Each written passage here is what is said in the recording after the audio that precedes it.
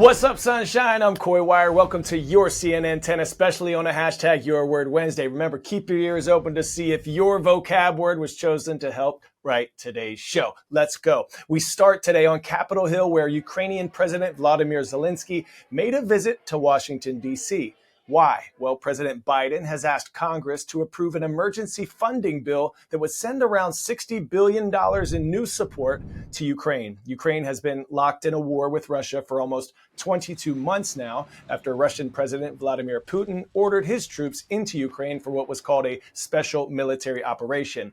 The U.S. has already sent more than $110 billion in support to Ukraine, but the White House says those funds are almost completely gone and more is needed. Zelensky's visit to the U.S. comes as efforts to approve more aid have stalled in Congress. Though there is still bipartisan support to help Ukraine, some Republicans have argued there is another growing crisis that is not receiving enough attention: an influx of illegal immigration at the U.S. southern border. Some lawmakers want additional support along the border and tighter regulations for immigration. And they're concerned U.S. national security could be ignored while Congress focuses on Ukraine. Immigration policies and border security have been particularly divisive issues, and that has continued as congressional negotiators have struggled for weeks to come up with an agreement. Lawmakers are only scheduled to be in session through next week before the holidays, but if a deal is not reached by then, some senators argue they should stay through the holidays to find a solution so that Ukraine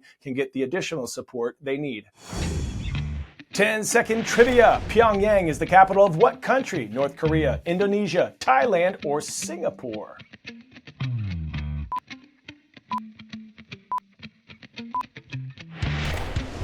If you said North Korea, put your hands up. The capital, Pyongyang, is said to be the oldest city on the Korean peninsula. We now turn to North Korea, a country that has largely been isolated from most of the world through diplomatic and financial sanctions. Despite these economic difficulties, North Korean leader Kim Jong-un has pushed his country toward developing a massive arsenal of weapons, something the country has been doing for many years. But there are new questions as to how the nation is funding these expensive projects. And experts are looking into the possibility that a shadow army of hackers is funding this military push.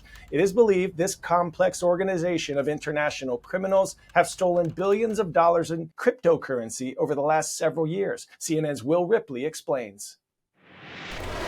Every North Korean missile test, every satellite launch, every nuclear test likely costs Kim Jong-un's cash-starved country millions of dollars. Where does that money come from? How does Kim's regime evade heavy sanctions, advancing its nuclear and ballistic missile programs at breakneck speed? We certainly believe that North Korean hacking of cryptocurrency around infrastructure around the world is a major source of revenue for the regime. A staggering more than $3 billion in stolen crypto over the past 5 years, U.S. lawmakers say. A record $1.7 billion last year alone. So where does that money go? Straight into North Korea's illegal nuclear program. An underground pipeline of illicit wealth, fueling Kim's nuclear ambitions. Pumping payments into Pyongyang from places like Russia, China, Hong Kong, Singapore, and Vietnam. Does that pose a threat to our national security? It does, Senator. The U.S. believes North Korea has a global shadow army, secret operatives posing as IT professionals, government officials, freelance blockchain developers, even hiring Westerners to hide their connection to Pyongyang. Spanish police arrested Alejandro Caldebenos earlier this month, known as a special delegate for North Korea. The U.S. accuses him of helping North Korean officials use tech for money laundering. He posted a message on X, formerly known as Twitter, saying, "There is no extradition. The U.S. accusation, besides being false, does not exist in Spain." Blacklisted by the U.S. as modern-day digital pirates, North Korean operatives are linked to ransomware attacks, targeting online gaming, gambling, and banking industries. Even American hospitals. North Korea exploiting online vulnerabilities, using stolen money to mass-produce missiles, funding the Kim family's lavish lifestyle. Palaces, planes, yachts, and this armored Mercedes limousine carried on Kim's private train to that September summit with Russian President Vladimir Putin. The latest breach from North Korea's notorious Andariel hacking group, targeting South Korean defense firms and others. A year-long investigation by South Korean police and the FBI, exposing grave vulnerabilities in Seoul's cybersecurity defenses. Around 250 sensitive files, 1.2 terabytes of classified data stolen, a crime concealed through rented servers. A secretive trail of digital deception leading straight to the North Korean capital, breaching borders, defying digital defenses, threatening global stability. We turn now to Eastern Europe, specifically Bosnia and Herzegovina, as we explore the planet, our shared home, and shed light on how our actions can impact natural spaces and what we can do to protect and nurture them. CNN's Zane Asher takes us to a region known as the Blue Heart of Europe, where several hydropower projects threaten this exquisite river system and the wildlife that calls it home. In the dense forest of Bosnia and Herzegovina, a strip of blue-green water carves its way from the Dinaric Alps to the Adriatic Sea. The Neretva is probably one of the most exceptional rivers in Europe. It looks like pure wilderness. But this is changing. According to the Center of Environment, a Bosnian NGO, more than 50 hydropower plants are proposed along the river's 140-mile length. Dams destroy rivers completely. Because the impact is not only where the dam actually is, you impact everything upstream and everything downstream. This is why Ulrich Eichelmann, together with more than 60 scientists, converged on the banks of the Neretva in June as part of the Save the Blue Heart of Europe campaign.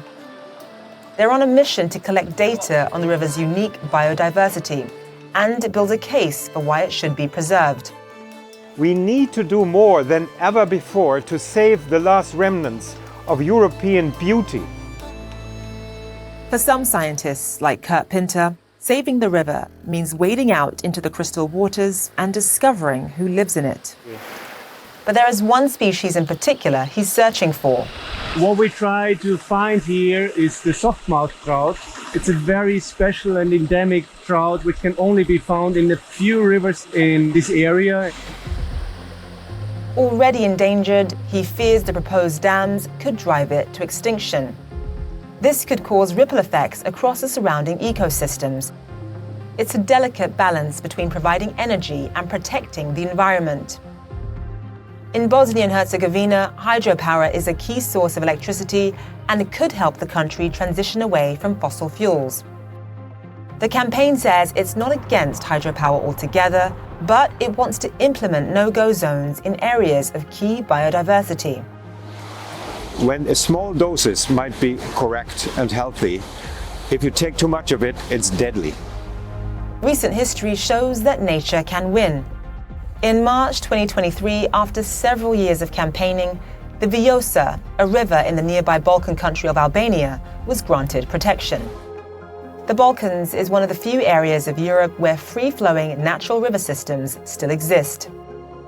For scientists and conservationists alike, that is reason enough to preserve them. We call it the Blue Heart because it's the last large area where we have this jewel. It's like a gift to Europe that these rivers survived the decades of destruction. And on the Balkans, we have this one chance to keep this Blue Heart beating.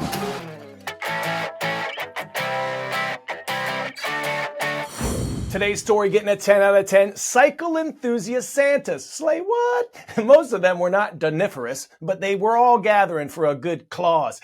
Yes, you heard me right. A group of Kris Kringle-clad riders rocking the streets of Madison, Wisconsin for the third annual Santa Cycle Rampage. Rampage? Not sure that's the name that would match this Yuletide pedaling you're seeing here. The Holly Jolly event featured a festive 4 to 5 mile ride to benefit school safety programs. Talk about a jolly old journey. All right, dad joke alert. What kind of motorcycles does Santa ride? A Harley Davidson. Ho, ho, ho. Thanks to all of you for following along at Coy Wire on social. Today's word was submitted by Tiffany, Miss Evie's class at Cope Middle in Redlands, California. Doniferous, an adjective meaning bearing gifts. Well done. Today's shout out goes to Elida Middle School in Elida, Ohio. Go Bulldogs. And we have a shout out going to Red Lion Area High School in Red Lion, Pennsylvania. Keep roaring, y'all. I'm Coy Wire. Thanks for joining us today. I'll see you right back here tomorrow. Have an awesome day.